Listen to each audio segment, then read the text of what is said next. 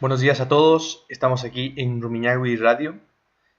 Es Pablo Simancas al habla. Hoy es 8 de agosto del 2017. Aquí en Loja llueve. Bueno, esta es otra de las grabaciones que estamos haciendo, parte de esta serie de Radio Rumiñahui. Vamos a hablar un poco de por qué le pusimos Rumiñahui a esta radio. Rumiñahui es una de las figuras que tenemos o que nos ha quedado de la conquista española, o más bien de la época de la conquista española específicamente.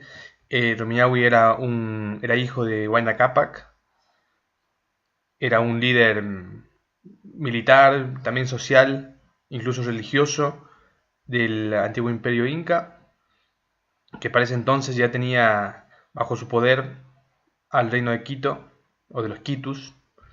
Y bueno, hay varios mitos alrededor de su muerte, sobre quizás su suicidio o digamos, el hecho de que haya escondido al parecer el tesoro que iba a ser destinado a la liberación de Atahualpa, pero que al final, por intuición suya, sabiendo que Atahualpa de todas maneras iba a ser asesinado, no lo envía y lo guarda. Bueno, todo esto son, vamos a decir, leyendas, ¿no? Porque imagino que algo de cierto debe haber en alguna parte, no lo sé.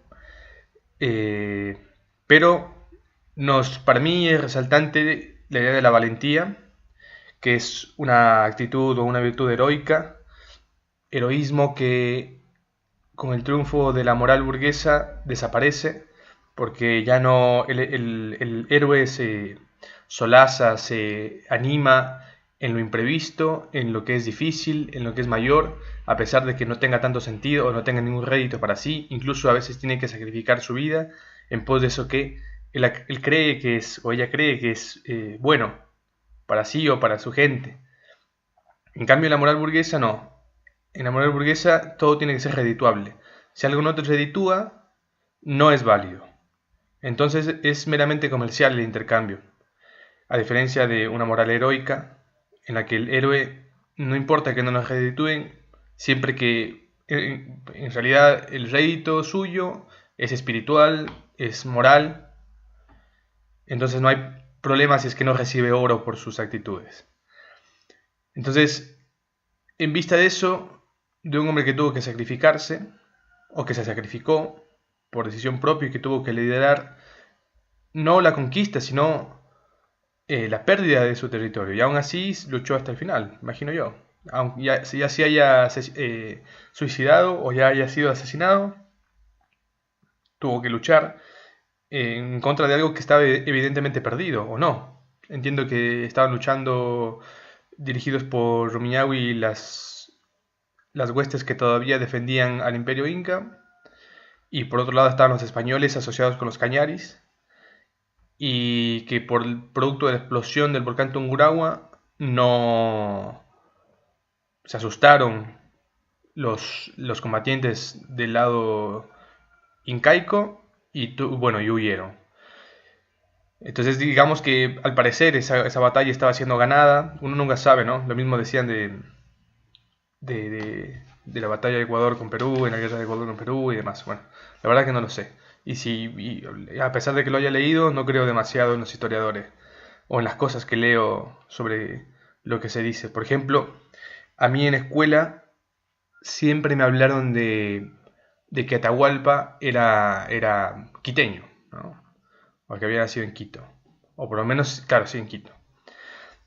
Porque Huayna Cápac nació en Tomebamba, ¿no? Pero cuando grande descubrí que la mayoría de los historiadores, incluso los ecuatorianos, lo asignan casi inequívocamente al Cusco. Y únicamente y exclusivamente uno, que entiendo que es Garcilaso de la Vega, creo, lo asigna acá a Ecuador, más bien a Quito, o a los Quitus, o al centro de los Quitus. Entonces, lo más probable es que sea de allá. Sin embargo, siempre me educaron o me enseñaron que Atahualpa era quiteño. Otra cosa, por ejemplo, y aquí estamos entrando a algo que se llama la iconodulía. Otra cosa es que si ustedes hacen una pequeña encuesta mínima con unas 10 personas que conformen su familia o sus amigos cercanos, y le preguntan de dónde creen que era Sucre, les van a decir quiteño. La mayoría. A mí me pasó que ninguno me dijo que era venezolano, siendo que era venezolano. O por lo menos había nacido en la capitanía de Venezuela, en aquel entonces actual Venezuela. Entonces, es evidente que nosotros malformamos la historia, o por lo menos dentro de las posibilidades que hay, no consideramos todas con tal de acomodarla a nuestro lugar. Entonces, con estos antecedentes, yo no podría confiar enteramente en lo que dice alguien sobre si se suicidó Rumiñahui o no, si escondió el tesoro o no. Uno más o menos ve, entiende, cree un poco o no, y después, bueno, uno se va formando, por lo menos mantiene la duda, no sé si formar un criterio, por lo menos conoce que hay ciertos rasgos de la personalidad de tal personaje histórico, y después uno decide, o más bien mantiene la duda, como digo. Entonces, por eso no creo del todo, pero sí entendemos que hubo una moral, hubo una posición heroica por parte de Rumiñahui en cualquier caso, y eso es lo que resaltamos en este programa, y por eso le hemos puesto ese nombre. Además, porque la mayoría de los personajes que suelen ser nuestros héroes o nuestras caras más representativas de la identidad ecuatoriana, casi siempre son extranjeros también. Desde ya Bolívar, un gran hombre, era venezolano, Sucre, partícipe de nuestra independencia, y mariscal en la batalla de Ayacucho, que fue, además de la independencia de Ecuador, perdón, no de Ecuador, perdón, digamos que fue como que una batalla muy decisiva no solo para Ecuador, sino para Latinoamérica, porque para ese entonces ya la mayoría de los países estaban ya liberados, por lo menos en Sudamérica. Entonces, fue muy importante, pero era venezolano, había nacido por allá. Después, nuestro primer presidente constitucional, o no sé si fue constitucional, pero nuestro primer presidente fue Flores, que era venezolano también. Y así tenemos una larga lista de personajes que nosotros entendemos que forman parte de nuestra identidad, pero que no dejaron de ser extranjeros. Y otros que están repletos de mitos y que los hemos creado alrededor de estos personajes justamente para llenar esa identidad que nosotros sentimos vacía, producto de la ruptura que tuvimos entre el indigenismo y después los 200 años de colonia. Al parecer todos los pueblos que fueron colonizados tienen este problema de identidad. Pero hay algunas naciones que tienen una identidad, a pesar de haber sido colonizados, tienen una identidad más fuerte. O tienen una identidad mucho más definida, vamos a decirlo así. Por ejemplo, cuando yo estaba en Buenos Aires, yo pensaba que los argentinos eran poco patriotas. Y un día les pregunto a varios argentinos, hago una pequeña encuesta también, y descubrí que ellos eran muy firmes en su gusto por su lugar, a pesar de que les gustaba viajar y demás. Es más, alguno me contó que cuando los ingleses los invadieron, alguno había salido con sus perros a tratar de defender la tienda de la esquina, ya que no podía ir al frente con las armas, por lo menos salía con los perros a defender la tienda de la esquina. Entonces, quizá acá haya pasado algo parecido con las invasiones del Perú, pero lo que digo es que para un argentino y más, por ejemplo, para un brasileño, su identidad es mucho más fija, su identidad es mucho más férrea y tienen más claro quiénes son. Por ejemplo, los brasileños tienen mucho más claro su ascendencia negra. En cambio, para nosotros siempre fue una división. Ellos están mezclados, ellos son negros, vamos, mulatos, ahora, pero digo que consideran dentro de su identidad la etnia negra, son negros. Y por ende son alegres, siempre pasan permanentemente contentos, bailando. Y esto no es un estereotipo, yo lo viví. Pasan bailando, pasan moviéndose, en permanente movimiento. En cambio acá nosotros siempre hemos dividido nuestra identidad. Por un lado están los negros, por un lado están los indígenas, por otro lado están los mestizos, y por otro lado los resultados de la mezcla de estas etnias. Y esto provoca que nuestra idea sea nuestra identidad esté partida. Y que al final, si abogamos solo por los mestizos, implica que excluyamos a los negros, o si abogamos solo por los negros, implica que excluyamos a los indígenas y así. No estamos unidos. No estamos unidos en identidad. Socialmente, más o menos, los indígenas sí están bastante unidos entre sí y los negros también. Tienen una unión bastante particular entre ellos mismos. Ellos se identifican con ellos mismos y se unen. Lo mismo que los montuyos también. Son bastante unidos entre sí. Pero en cambio, cuando se trata de unirse a los demás es bastante complicado. Por ejemplo, en general, cuando asistí a un restaurante que lo administraban mujeres negras también, me dejaron entrar, pero con mucho recelo, con muchísimo recelo. Después de algún tiempo ya me aceptaron como parte de ellos, pero después de probar cómo me comportaba y demás. Es decir, en general un mestizo no es tan receloso. Y se entiende porque en general el negro sufrió muchísimo más que el mestizo. Bueno, pero la idea es que esa división provoca malestar social en general porque no nos podemos unir y porque ante esa desunión somos más fáciles de dominar y de oprimir. Bueno, esa duró 12 minutos la explicación de por qué le llamamos Rumiñahui a nuestra radio. Bueno, hoy estoy yo solo. Andrea seguramente estará conmigo en siguientes programas. Y quiero hablar, en realidad quería hablar de muchas cosas, pero ahora solo me acuerdo de hablar de cuentos de locura, de amor, de locura y de muerte de Horacio Quiroga.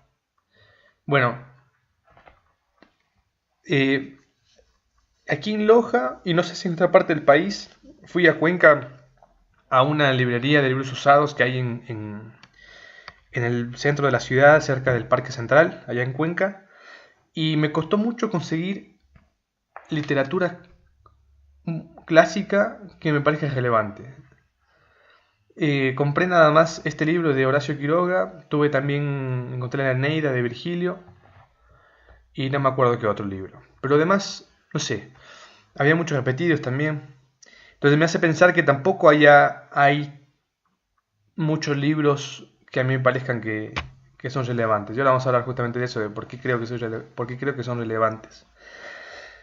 Bueno, decía entonces que aquí en Loja, y parece que también en Cuenca, quizá en otra parte del país, el canon de lectura es bastante acotado, es muy pequeño. Pero eso no sería problema si es que ese canon se achicara alrededor, por ejemplo, desde atrás, Homero, Virgilio, los poetas griegos, de Dante, qué sé yo, Kipling y demás, no sé, Borges, o vamos para atrás, más bien. Bueno, si es que se achicara por ahí, Schiller y demás, si se achicara por ahí fuera quizá más beneficioso, pero en general se achica a los poetas contemporáneos, pero no contemporáneos, por ejemplo, qué sé yo, de 1980 para acá, que serían contemporáneos, hasta el 2000. Contemporáneos casi siempre se lee a lo que se está publicando hoy, a lo contemporáneo más inmediato. Entonces, eso provoca que nos cerremos en nosotros mismos. Que las lecturas que hagamos, por ejemplo, si nosotros estamos cometiendo algún error de tipo cultural, social, espiritual, económico, lo que sea, si leemos a los que están al lado de nosotros, a los que están cometiendo los mismos errores, y no nos va a ir tan bien. Eso por un lado. Y después que estéticamente, moralmente y demás, hay una distancia y hay una diferencia en los clásicos. No es lo mismo leer algún cuento nuestro, cualquiera que yo escriba, que cualquiera de nosotros escribe en general. Seguramente que ahora se estará gestando, ahora está escribiendo el que dentro de 50 años será un gran y reconocido escritor o poeta. Pero la mayoría de nosotros no. La mayoría de nosotros todavía no. En general, a diferencia, por ejemplo, del deporte, que a los 17 años ya estás como que en la mayor potencia. A los 20, 21 tienes que romperla. A los 25 ya estás ahí como que ya estás empezando a decrecer. Y a los 30 ya estás viejo. En cambio, a los 30 en la literatura no eres nada. No hay nada todavía. No pasa nada todavía a los 30. Las mayores obras de la literatura se escribieron cuando los escritores rondaban los 50, para poner un número bastante general. Por ejemplo, Borges escribe el Aleph o publica el Aleph a los 46 años. Pero Borges era un genio. Cervantes publica el Quijote después de los 50. Bueno, ¿qué más? Quiroga también escribe este libro que es fantástico, pero ya avanzada su edad. En general, ahora se me olvidan la lista que suelo dar casi siempre. Pero en general, las mejores obras, por ejemplo, el Dante, no sé a qué edad escribe, pero seguro no escribe la comedia. No fue el primer libro que escribió no fue la comedia. ¿Se entiende? Es decir, en general, para escribir obras relevantes, y ahora vamos a decir que es relevante, es necesario que pase el tiempo, y en ese tiempo, por supuesto, vivir, leer, escribir y corregir mucho. Bueno, entonces, ¿por qué decimos que un libro es relevante? Bueno, vamos a pensar estéticamente. En general, yo no sé si yo me imagino que habrán algunos talentosos, por ejemplo, sé yo, no sé, Neruda escribe desde muy pequeño muy bien, de muy chico, digamos. Pero yo imagino que tendrá más que ver con el estudio en general, más que con un talento. Por eso no creo tanto en que ya a los 20 años o 21 uno escriba fantásticamente, porque en general requiere un tiempo de estudio, mucho estudio. Incluso, pero estudio no formal. O no, sí, o formal puede ser, pero no en nuestras universidades, en las que casi no se lee. La mayoría de los grandes escritores no siguieron una carrera universitaria y menos una carrera de letras. Casi ninguno. No sé, pensemos en cualquiera. Por ejemplo, Cortázar, que no sé si sea el mejor escritor, pero pongámosle que es relevante, digamos, por lo menos es conocido. Y Cortázar siguió en la escuela normal. Bueno, tuvimos que hacer una pequeña pausa. Entonces decíamos que Cortázar no estudió una carrera universitaria, él creo que siguió traducción, fue traductor y después trabajó de traductor, entiendo, para la ONU, una cosa así. Después, Borges no estudió la universidad, bueno, él se educó en el extranjero y después lo que hizo fue leer mucho. Después Neruda, no sé si estudió una carrera universitaria. Vallejo sí, Vallejo tuvo una tesis incluso que se trataba del cubismo, el cual intentó, para mí con éxito, traspasar a su poesía. De ahí nació Trilce y un poco Los Heraldos Negros, ¿no? Pero Trilce como una ruptura total de la poesía de ese entonces y de su poesía propia, porque al principio escribía bastante más clásico. Poe era periodista, no sé si estudió una carrera universitaria, pero no es que trabajaba de escritor, era periodista. Bueno, y así, muchos otros ejemplos de cómo la mayoría de los poetas o escritores que nos llegan hasta nuestro tiempo no estudiaron una carrera universitaria, muchos, y los que estudiaron una carrera universitaria no estudiaron letras ni filosofía, casi ninguno. Pero lo que sí tienen en común es que leyeron muchísimo, muchísimo. Desde ya la cita clásica y muy conocida de Borges, que otros se jacten de las páginas que han escrito, yo me enorgullezco o algo así de las que he leído. Cortázar leía mucho, Neruda también. En general, todos leían mucho. Además, es esencial leer. Y digo mucho y hablo de cantidad porque es esencial que sea mucho. Tiene que ser bastante. Ahora, no vale leer mucho de literatura que no nos aporte demasiado. ¿Qué tienen los clásicos que no tengan otros libros? Primero, han resistido al tiempo, en principio. Muchos de los, por ejemplo, una vez leía, como estuve mucho tiempo en Argentina, leía de literatura argentina. Leía que hubo un escritor que fue contemporáneo a Borges, pero que desapareció. Incluso era más famoso que Borges en ese tiempo, pero que desapareció después. Ya ni siquiera me acuerdo el nombre. Leí el nombre y nunca lo había escuchado. Entonces, ¿por qué pasa eso? Porque en sí no, digamos, la literatura más o menos va a desaparecer, porque no tiene tanta relevancia. Casi siempre no es universal en el sentido en que la literatura que ha durado tiene que ver con los problemas o con las cosas, con los pensamientos, con las ideas, con los conflictos espirituales, morales, políticos, éticos y demás, que son comunes a varias épocas, sino a todas.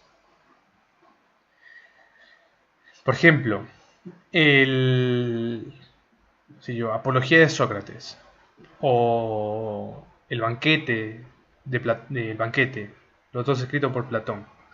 El uno tiene que ver sobre el amor, el último, vamos a decir así, y el primero tiene que ver sobre cómo nos relacionamos nosotros con nuestra patria o con las leyes de nuestra patria. ¿Cómo hacemos cuando esas leyes nos contradicen? O cuando nosotros somos los castigados por esas leyes por las cuales nosotros abogamos, o las cuales nosotros pusimos incluso. Pero cuando nos contradicen, ¿qué hacemos? ¿Rompemos esa ley que nosotros propusimos mismo o que nosotros votamos? ¿O nos sometemos a esa ley a pesar de que sea en contra de nosotros? Incluso aunque sea injusta o injustamente aplicada. ¿Qué hacemos? Bueno, ese conflicto moral se plantea en la Apología de Sócrates y en el otro una cuestión del amor. Son dos cosas que son permanentes a todas las épocas, incluida la nuestra, y posiblemente no desaparezcan en las posteriores. Entonces, ¿por qué dura eso? Además de por las ideas, y vamos a hablar de eso, es porque nos es común esos temas a nosotros y a todas las épocas que pasaron después de ellos y llegaron hasta nuestros días. Después, en la cuestión de ideas, los clásicos casi siempre son muy importantes. Pasa, por ejemplo, que nosotros podemos leer un libro y estar en la página, no sé, 30, 40 y que no haya pasado nada todavía. No en el sentido de historia, por ahí ya mataron a 50. Me refiero a que quizá todavía no hayamos encontrado algo que nos conmueva, o que nos haga pensar, o que nos admire por lo bello que es. Entonces, que no hayamos tenido una impresión ni estética, ni ética, ni nada. En cambio, hay libros que desde el primer momento ya nos tienen o expectantes, o admirados, o conmovidos y demás. Por ejemplo, aquí tenemos a Quiroga. Aquí hay un cuento que se llama, creo que es La Picazón, una cosa así. Y arranca muy simple, ¿no? Muy simple, simplísimo. Entonces, uno lee ese cuento, uno arranca leyendo ese cuento que dice: el hombre pisó algo blancuzco y enseguida sintió la mordedura en el pie. Mire, es muy simple, simplísimo. No hay nada de complejo, ni en vocabulario, ni en estructura, ni en idea, ni en nada. Es muy simple. El hombre pisó algo blancuzco y enseguida sintió la mordedura en el pie. Y después son nada más que 2 hojas de cuento, 2 hojas pequeñas, ni siquiera llegamos a 2 hojas, 1 hoja y media, 3 páginas el cuento, 3 páginas pequeñas, en la que relata cómo esa mordedura lo lleva a ese hombre a la muerte. Y eso es, y es suficiente estas 3 páginas y ese tema, que ni siquiera tiene algo previo, arranca netamente donde el hombre fue muerto, o donde el hombre fue picado, y después, bueno, en estas 3 páginas fue suficiente para hacerme pensar un montón de cosas. Desde ya, cómo actuó la mujer cuando este hombre le pidió ayuda, y después cuando le pidió ayuda a un vecino que estaba peleado, el vecino no le ayudó y el tipo terminó muriendo. Entonces, ya, fíjese, 3 páginas fue suficiente para tener una idea, o para hacernos pensar en una idea, o ponernos a reflexionar sobre las relaciones amistosas, y también de pareja. La mujer intentó ayudarlo, pero no pudo al final. Podemos interpretar eso de varias maneras. Y después, el que él entendía que podía ayudarlo, estaba enojado con él y no le respondió.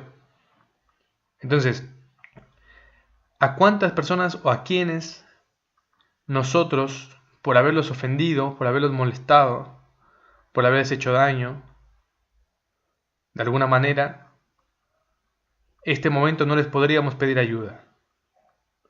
Y ellos tampoco nos podrían pedir ayuda por lo ofendidos que están con nosotros. Y por habernos dejado de hablar. Que es lo que pasa mucho aquí en Loja. La gente, en general, nos dejamos de hablar cuando nos molestamos en lugar de pelearnos y poder seguir con la relación.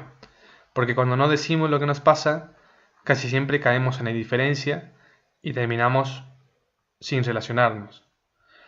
Es decir, es preferible hablar con el otro, gritarse, pelearse, tratarse mal incluso, pero diciendo lo que tenemos que decir, el uno al otro, que los dos tengan la misma libertad de decirse, sin pegarse, sin nada, y después sentarse a tomar un café a ver cómo seguimos. Porque si no, deviene la indiferencia y ahí ya se jodió todo, ahí ya no queda nada. Si yo estoy aquí y lo miro al otro y no le hablo, y por más que pase a mi lado no le hablo, ahí ya no hay ni odio, no hay amor, no hay nada. Preferible que nos une el odio, en todo caso. O bueno, preferible que nos una el afecto amoroso, cariñoso, amistoso. Pero si no existe eso, nos podría unir por lo menos el desprecio, el odio, o el espanto, como diría Borges. Dice, no nos une el amor, sino el espanto, será por eso que la quiero tanto, dice Borges sobre Buenos Aires. Entonces por ahí lo que nos une es el espanto, pero bueno, por lo menos que nos una algo, pienso yo. Pero en el momento en el que no decimos, y a mí me pasa que cuando no puedo, ya sea por miedo, por retracción, porque temo perder algo, o por cualquier cosa, que no digo algo de lo que pienso a una persona, casi siempre me alejo. Y esa relación se rompe. Entonces es preferible superar ese miedo, o enfrentar ese miedo, o a pesar de ese miedo, o esa... ir a la persona y decirle, bueno, mira, me pasa esto. No pegarle, tampoco coaccionarlo, ni vengarse, ni quemarle la casa, ni reventarle las llantas del auto. Sino ir y decirle, mira, me estás jodiendo. Me estás jodiendo lo que estás haciendo. Y el otro que tenga el mismo derecho, decirte, bueno, vos también me estás jodiendo. Bueno, ¿qué hacemos entonces? Hagamos algo. Y ahí sigue la relación. Porque si alguien me está tratando mal y yo me callo, después no pasa nada. Después el uno está por ahí, el otro está por acá, y si tenemos que pedirnos ayuda, no hay manera porque uno está resentido. El otro que está resentido porque entiende que vos quieres que le pidas perdón, entonces él no se quiere someter y entra en un círculo horrible, terrible de sostener en principio y después imposible de relacionarse. Hay un autor español, es un director español que se llama Alex de la Iglesia, en cuyas películas el vínculo entre los protagonistas siempre es de odio y de venganza. Y dura años, muchos años. Gente que pasa toda la vida haciendo cosas en contra, o pensando, maquinando, cómo dañar al otro, o cómo vengarse del otro. Ahora, eso, como digo, y como se muestra en esas películas, nos puede mantener unidos, por lo menos. Es decir, yo tengo un enemigo, le digo, mira, vos sos mi enemigo. Por ejemplo, vos me hiciste daño en esto. Bueno, sos mi enemigo. Confianza no te tengo, a mi casa no te voy a dejar entrar. Pero por ahí si tenemos que trabajar juntos para levantar el muro para que el río no se venga, bueno, vamos y ponemos ladrillo sobre ladrillo. Pero si en cambio yo no digo nada y me mantengo callado y la otra persona se mantiene callada y no nos decimos nada y por ahí en el momento del apuro, no solo individual, sino del apuro por ahí para otro, por ahí tenemos que unirnos para ayudar a otro. Y ahí en ese rato ya no hay cosa. No es posible porque ya está rota la relación a partir de la indiferencia. Eso es, por ejemplo, lo que me hace pensar este cuento de Horacio Quiroga, entre muchos otros. Y yo creo que por eso es relevante. Estamos hablando de las ideas, todavía no hemos hablado de la estética. Hay una canción muy famosa aquí en Ecuador, y imagino que también en Colombia y Perú, que es Ódiame por piedad, yo te lo pido. Bueno, eso es porque en general nosotros preferimos el odio como vínculo antes que la indiferencia. O, bueno, hay otra canción que no voy a citar, pero que dice, no le voy a pedir perdón, ¿para qué? Si me va a perdonar porque ya no le importa. O sea, solo cuando el resentimiento es una manera de afecto. El odio es una manera de afecto. Y ese afecto nos une de alguna manera. Entonces, lo mejor sería, ya sea para pelearnos o para abrazarnos, mantenernos juntos y diciendo las cosas que tenemos que decir. Tratando de superar nuestros miedos y a veces no se dice lo que se tiene que decir por miedo a perder algo. Por miedo a perder prestigio, por miedo a perder un puesto, por miedo a perder dinero. Y ahí uno tiene que decidir. Si uno es esclavo de lo que no puede, de lo que no quiere perder y prefiere perder eso a tener vida, bueno, uno verá. Pero tiene que resignar algo. O vive o está atado a las cosas. Hay Cabral dice mano ocupada, mano perdida. Y también Hugo Mujica habla de eso. En las manos abiertas caben todo. En las manos abiertas cabe todo. Esa es la idea. O sea, las manos libres, es decir, de lo que no está ocupado, de lo que no tenemos agarrado, de lo que no poseemos, en las manos abiertas caben todo. En cambio, en las manos cerradas, es decir, en lo que ya poseemos, por ejemplo, tenemos, qué sé yo, un puesto o una casa. Entonces, como tenemos eso y no lo queremos soltar, a veces tenemos que sacrificar otras cosas. Casi siempre es vida. Entonces no cabe en esa mano cerrada sobre la casa otra cosa. Por ejemplo, el amor, o la amistad, o la vida en sí, que implicaría lo que cada uno quiera. Deleuze dice que la vida es ejercer, o la felicidad creo, pero vamos a relacionarla con la vida, es ejercer las potencias que nosotros tengamos. Entonces yo tengo una potencia, por ejemplo, tengo manos, y en mis manos tengo la potencia de la creación manual, justamente. Entonces yo puedo, por ejemplo, en una creación manual, estamos hablando de una figura de arcilla, puede ser, o puedo yo con mis manos escribir, o con mis manos puedo bañar a alguien, o bañarme yo mismo, ir al río, construir una cabaña, construir una casa, puedo recoger la lluvia con mis manos, puedo acariciar a otra persona, abrazar a otra persona, abrazar a varias personas. Y así, con mis manos puedo hacer muchas cosas. Eso es una potencia, y así con todas mis potencias. Tengo potencia, por ejemplo, mis ojos son una potencia. Entonces con mis ojos puedo ver, puedo admirar, contemplar alguna pintura y quedarme viéndola por media hora. Ir a pasear y quedarme viendo el paisaje de Loja, que es muy bonito, las horas que quiera. Con mis ojos puedo ver una película, puedo ver un video, leer. Ejercer esas potencias, dice Deleuze, según yo entiendo, sería la felicidad, y yo entiendo que la vida. Porque por más que nos cause felicidad, por lo menos estaríamos ejerciéndonos. Y yo creo que ya es suficiente. Ya sería bastante para vivir. Sobre la felicidad, yo creo, los remito al Eclesiastés de la Biblia, en la que se habla sobre esto, sobre que Salomón acumuló dinero y propiedades y no fue feliz, y después se dedicó no a lo material sino a lo espiritual e intelectual, y leyó mucho y acumuló mucho conocimiento y tampoco fue feliz. Y él recomienda más bien disfrutar de lo que Dios dé, dice él, con la mujer amada y solazarse en eso. Estar tranquilo con lo que uno tenga y estar tranquilo con eso. Bueno, hay muchas refutaciones que he tenido sobre eso, pero en sí me parece por lo menos una buena idea.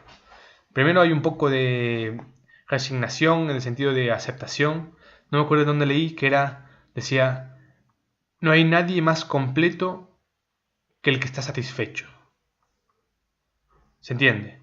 O sea, yo puedo tener, por ejemplo, toda esta mesa que está enfrente mío llena de manjares. Pero sucede que yo ya estoy lleno. Todos esos manjares son inútiles para mí. Más bien sobran. Quizás hasta me estorben porque quizás yo quiero usar la mesa para otra cosa y tengo toda esta comida acá y no me sirve para nada. Obviamente la puedo regalar o guardar, compartir y demás, pero digo que como metáfora, no lo que sobra a veces estorba. Entonces, el que no está satisfecho, el que busca permanentemente y no está satisfecho, eh, corre el peligro, como en general pasa, de no estar satisfecho nunca, de no estar completo, placentero nunca, de nunca llegar al lugar donde quiere estar. En cambio, la resignación entendida en este sentido sería, a ver, yo no tengo la biblioteca de Alejandría, ni tampoco ni siquiera la biblioteca del municipio de Loja. Bueno, pero tengo 3 libros, y a los 3 libros no los he leído. Entonces para mí es suficiente, ¿se entiende? Porque puedo leer estos libros todavía no los he leído, ¿para qué quiero más si aún no he leído estos? ¿Se entiende? O sea, yo estoy satisfecho y me es suficiente con esto porque todavía puedo ejercer mis potencias en esto. Cuando estos se acaben y suponiendo que no puedo conseguir más libros, bueno, pediría. O no, si ya no puedo leer más, bueno, no sé, cocino, camino, corro, amo a alguien, corro y camino amando a alguien, o como sea, ¿se entiende?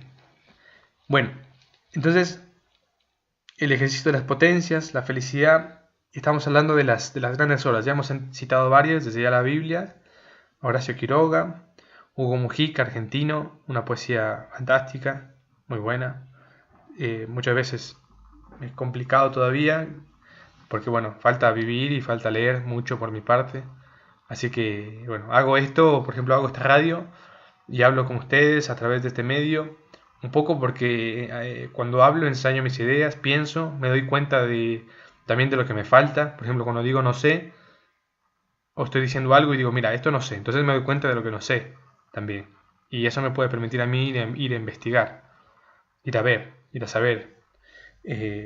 Después ensayar las ideas que más o menos yo creía que estaban seguros, por ahí hablándolas me doy cuenta que en realidad no estoy tan seguro, o que sí estoy seguro y que me convence, o que tengo que mejorarlas de alguna manera. Después también la posibilidad de la refutación. A mí me encantaría que alguien, por ejemplo, me llamase y dijera, mira, esto está mal. No sé, Romiñahui era sueco. Bueno, listo. Entonces yo sé que estuve mal. A mí me gustaría, o cualquiera, una refutación de cualquiera de estas cosas que hemos estado diciendo aquí. Después, la posibilidad de comunicarme con alguien personalmente, que alguien escriba y diga, bueno, o llame y diga, nos encontramos una tarde, tomamos un café y hablamos de esto, de otras cosas o de lo que sea. Conocer a la persona. Eso puede ser otra cosa. Es decir, no hay un objetivo, son posibilidades múltiples de lo que puede suceder a través de esto. Otra posibilidad es que no llame nadie, o que no escuche nadie, o que nadie al final no llegue ni a este minuto y todo esto que estoy diciendo sea inútil o no, porque nadie llega a este minuto y nunca nadie escucha este programa. Entonces, bueno, es múltiple. Igual se tiene que hacer, lo hago porque a mí yo siento la necesidad de hacerlo y eso es lo que importa más en general que lo que resulte después. Bueno, tomo un poco de agua porque tengo sed y porque tengo seca la garganta. Entonces estamos hablando de los clásicos.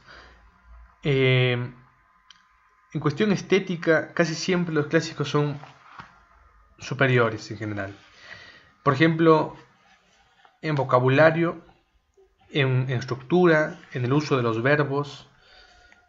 A ver, vamos a recopilar. Hablamos ya de las ideas en los clásicos. Hablamos ya de que resistieron al tiempo y por qué eso es una ventaja. Y ahora estamos hablando de la construcción lingüística, digamos así, de algunos escritores. Por ejemplo, no es que necesariamente abunden en vocabulario inentendible para la mayoría de nosotros, ni tampoco en estructuras demasiado extrañas.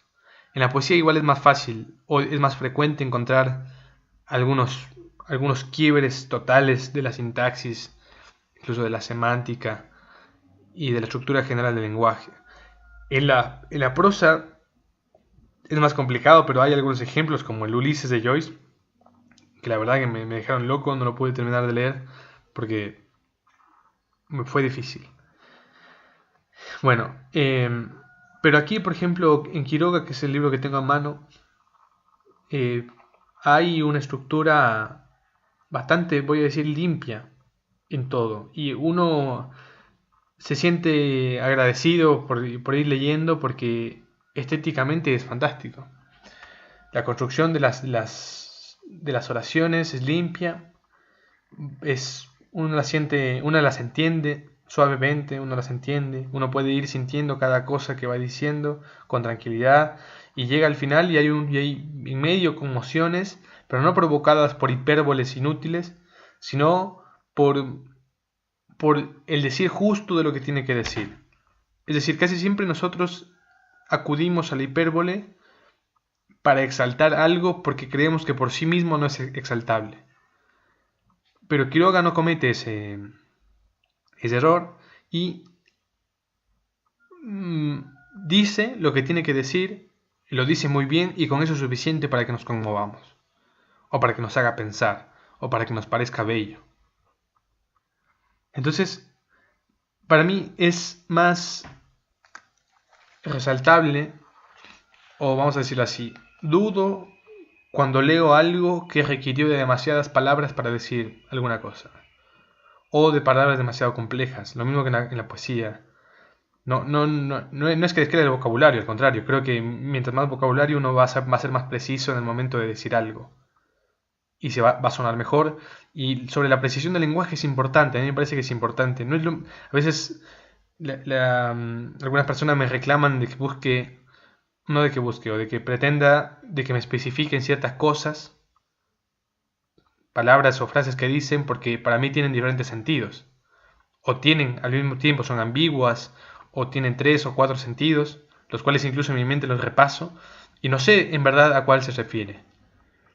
Y nos pasa mucho. Entonces, en ese momento pido aclaración, y a veces dice, bueno, pero ¿cómo no entiendes? Y bueno, el lenguaje no es tan sencillo. No es que uno piensa algo y lo dice y ya, el otro lo tiene que entender como tal cual uno lo pensó, porque a mí me da la gana. Por ahí uno no dijo lo que tiene que decir, o uno no dijo tal cual uno lo pensó. Entonces no es tan sencillo. Y para poder decir o tratar de acercarse lo más posible a lo que uno quiso decir, más vale ser precisos para evitar confusión, y para eso es necesario cierta estructura de la manera en que uno dice las cosas y también cierto vocabulario. Porque en idiomas, por ejemplo, como el nuestro, que ya, digamos, tienen más años que otros que son más básicos, es decir, es un idioma más analítico, tenemos palabras que son más específicas para decir cosas más pequeñas dentro de un conjunto de ideas. Nuestro lenguaje quizá menos que otros nos permiten decir con más especificación algo que estamos tratando de decir y ser más precisos y así hacer que el otro nos entienda más o que el otro nos entienda directamente. Entonces, y bueno, para eso se usa la adjetivación, etcétera, que Quiroga lo hace muy bien, para mí. Usa adjetivos que no redundan el sustantivo, en ningún caso. Siempre lo completan, o incluso a veces hasta es metafórico, o sea, usa adjetivos metafóricos, que ya lo he visto en otras partes, por ejemplo Borges.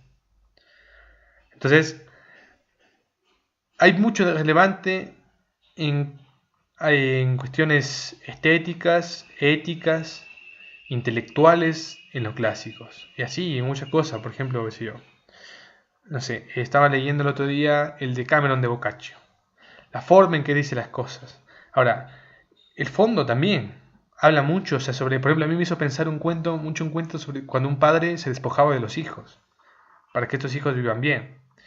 Y a una tía mía le pasó. Fíjese que el Boccaccio, bueno, el Decameron se escribió en 1300, creo. O sea, en el siglo XIV, no sé en qué año de 1300. Pero a una tía mía le pasó. Justo tenía 2 hijos, en este caso varones, y los tuvo que mandar al extranjero.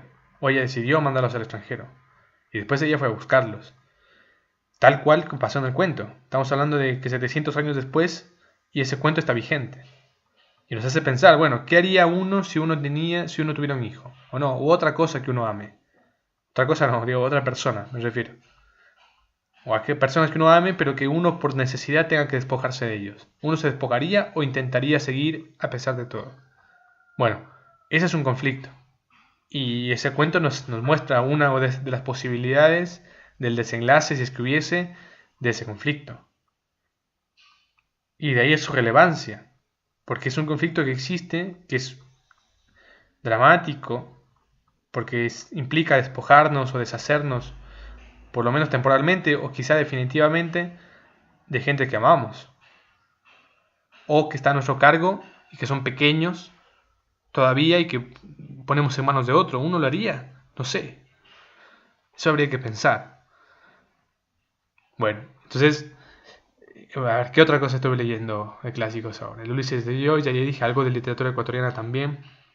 En el Ulises pensé, por ejemplo, sobre las virtudes cardinales, las virtudes teologales, y sobre cómo, por ejemplo, las virtudes cardinales son las que Platón relata en la República. Y cómo estas virtudes son importantes para nosotros más allá de nuestro credo, más allá de nuestra fe. Es importante verlas, reconocerlas y ver si la podemos aplicar o no, si nos interesa o no. Pero como mínimo conocerlas. Por ejemplo, la fe es creer en algo sin haber visto. Y alguien más allá de su credo cree, por ejemplo, que mañana o que bajándose de la cama no le va a ir tan mal, por eso se levanta. Porque si alguien creyese que levantándose de la cama va a morir, y por ahí no se levanta. Entonces, sin haber visto que le va a ir bien, la persona confía, tiene fe en que le va a ir bien. Y eso es fe. Entonces, más allá del credo, uno puede tener fe y sería conveniente que la revea, la analice, la piense, la sienta, la tenga, no sé. Bueno, ahí cada uno hará su camino. Y así con las demás virtudes, ¿no? La esperanza, la caridad. Bueno, ¿qué otro clásico? A ver, pensemos. No sé, los cuentos de Chaucer, que es parecido a lo de los cuentos de Canterbury de Chaucer. Después está Wilde, que hay que leer. Por ejemplo, en poesía está Quevedo, que a mí me gusta más que Lope de Vega y otro. Me gusta mucho Quevedo. Las ideas, por ejemplo, que hay en Quevedo, su obra poética es bastante extensa, pero las ideas que hay en Quevedo me parecen que son muy buenas. Son muy buenas en general. Bueno, tuvimos que hacer una pequeña pausa y para despedirnos ya, hemos hablado hoy de los clásicos, de su relevancia en ideas, en estética y también su resistencia al tiempo en general. Lo remito también al cuento, al ensayo. No me acuerdo el nombre, pero es de Borges. Bueno, ya cuando lo vea en el próximo programa lo voy a ver. Estoy muy mal con los nombres en general. Tengo que empezar a releer para acordarme. Bueno, bueno, esos nombres. En general en los programas siguientes vamos a estar diciendo varios nombres más sobre qué libros estamos leyendo. Falta mucho. Yo creo que la verdad que todo esto lo hacemos, pero por mi parte y seguramente por parte de la gente que hagamos este programa, falta mucho por leer. No hacemos este programa con la idea de enseñar nada. Como ya dije hace rato, es más una cuestión de pensar nosotros también, de comunicarnos, pero no tanto de enseñar porque no... Falta mucho todavía por conocer, por leer, por vivir, por entender, por hablar con gente. Entonces, no hacemos esto desde el lugar de un profesor o de una ponencia, sino desde el lugar de alguien que quiere comunicarse. Los invitamos entonces justamente a comunicarse con nosotros, a permanecer en contacto, a hablar ya sea de literatura, de la vida, de encontrarse. También tenemos emprendimientos, hacemos emprendimientos de cocina, tenemos también emprendimientos culturales que ya se podrán enterar a través de las redes sociales o iremos diciendo en nuestro programa. Entonces, bueno, tenemos varias cosas para hacer y no sabemos hasta para dónde vaya esto y bueno, pero creemos que siempre es favorable. Les agradecemos mucho por escuchar y les pedimos que se mantengan en contacto. Un abrazo grande.